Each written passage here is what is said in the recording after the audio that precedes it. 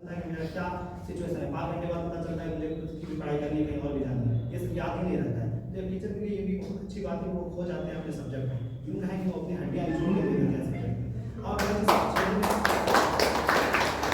इस क्षेत्र में पीजी कर रहा हूँ, वहाँ की बहुत सारी अपनी प्रॉब्लम्स। बात सिर्फ ये नहीं है कि मीडिया के लिए स्टूडेंट आए और मीडिया ग्रो करे, बात ये है कि हमारा समाज कैसे ग्रो करे। हमारे समाज में आज 90% पेरेंट्स ये समझते ही नहीं प्रोस्पेक्टस क्या होते हैं, सिस्टम्स क्या होते हैं, उन्हें सिस्टम ही आपकी न्यू एजुकेशन पॉलिसी समझते हैं, न्यू एजुकेशन पॉलिसी बहुत कम समझते हैं, इवन बहुत टीचर को नहीं समझते हैं। तो हमारा कोशिश पिछले साल से ही ये रहा है कि दिशा पब्लिक के जो स्टूडेंट 7th क्लास में जहाँ की रनिंग है, वहाँ छोड़ करके जो स्टूडेंट आगे बढ़ेंगे वो किसी प्राइवेट स्कूल में जाए, किसी इंग्लिश मीडियम में जाए, किसी बेहतरीन स्कूल में जाए, ताकि वो आगे बढ़ते रहे, कंटिन्यू करें और कल के कुछ बने हो, समाज को चेंज करें। हमारा लोग आज यही है कि हमारा समाज कैसे बेहतर बने। हमारे समाज में हमारी रिस्पेक्ट तब होगी जब हमारे समाज एजुकेटेड होंगे। एजुकेटेड लोग एजुकेटेड लोगों की इज्जत करते हैं। आज मैं पढ़ा हूँ थोड़ा सा, तभी आपको इज्जत देना, सम्मान देना। मैं देखता था कि जब मैं यूट्यूब पर नहीं था, मैं फेसबुक पर अपनी वीडियोज़ नहीं डालता था, मैं इंस्टाग्राम पर वीडियोज़ नहीं डालता, बहुत सारे ऐसे वीडियोज़ थे जो मुझे सीरियसली नहीं लेते थे। आज हमारे गाँव के लोग बच्चे 10th करें 12th करें बहुत सीरियसली लेते हैं, क्योंकि परिवार में कोई 10th 12th नहीं किया। आज वो अपने परिवार से निकल के 10th 12th किए हैं, तो वो सीरियसली लेते हैं, क्योंकि उन्हें पता चलता है पढ़ाई क्या चीज़ है। और मैं ये कहूँगा कि दिशा पब्लिक कहिए या फिर तारा पब्लिक एक उधर है जहाँ ये लोग पढ़ा रहे हैं, दिशा पब्लिक में ये भी हमारे साथ हैं, असिस्ट लेते हैं।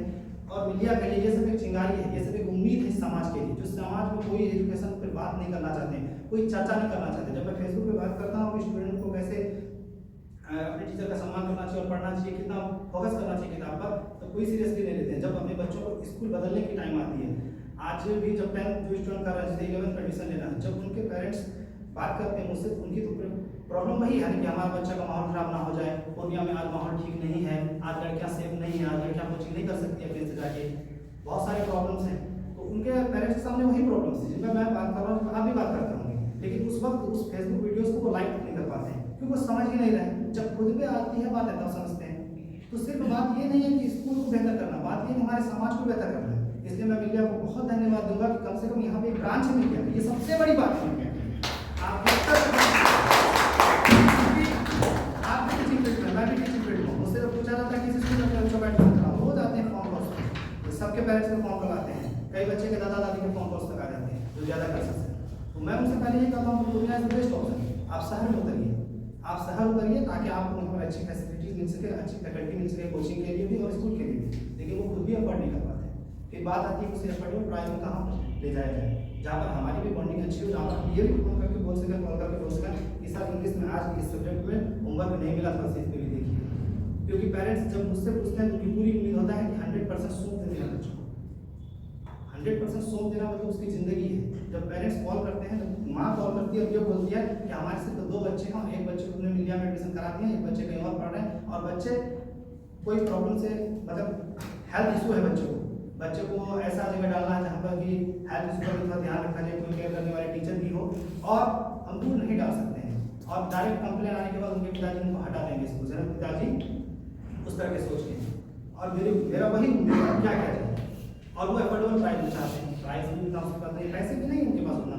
ग्रामीण इलाके के लोग 3 महीने 6 महीने पे देंगे। तो आप खुद सोच के देखिए, अगर मीडिया लालबाग पहुँचता है, किसी भी बड़े स्कूल में पहुँचता हो, तो क्या वो मेरे पास 6 महीने में पेमेंट करना, हम लोग भी पढ़े सेमेस्टर वाइज पेमेंट 2 बार पेमेंट करना, मैं विद्याभ्यास की इलेवन किया हूँ, एक बार में पेमेंट करना होता है, मार्च में, फिर अगस्त में पेमेंट करना होता है, सभी पेरेंट्स अफोर्ड नहीं कर पाएंगे ना। मीडिया को इस बात के लिए मैं बहुत धन्यवाद दूंगा। और मेरी कहानी तो जब भी लिखी जाएगी मीडिया के नाम से आएगी, क्योंकि मीडिया में मैं पढ़ा हूँ, मीडिया का स्टूडेंट रहा हूँ, मुझे बहुत खुशी का है कि टीचर के रूप में हम सम्मानित किया जाता है, मुझे बहुत खुशी है इस बात पर। और मैं कोशिश करूँगा कि जो हमारे साथ पढ़ने वाले स्टूडेंट जो आज एक्टिव हैं अपने गाँव समाज, जैसे शम्स भाई बहुत एक्टिव हैं, वो अपने फील्ड में आदमपुर के रहने वाले हैं, तो मैं उनको भी जोड़ूंगा इससे, और भी टीचर्स को धीरे धीरे जोड़ूंगा। मेरा तो सोच यही है कि हमारे स्कूल से निकलने वाले बच्चे, हमारे कोचिंग से निकल, मैं कोचिंग से निकलने वाले बच्चे किसी सरकारी स्कूलों में ना जाए, क्योंकि आज का भी टीचर आने लगे हैं, आज टीचर को समझ आ चुका है क्या सिस्टम है, क्या पढ़ाई है, कैसे पढ़ाना है। 90% स्टूडेंट तो मेआई कभी मेआई को आउट नहीं जाते हैं बिहार में,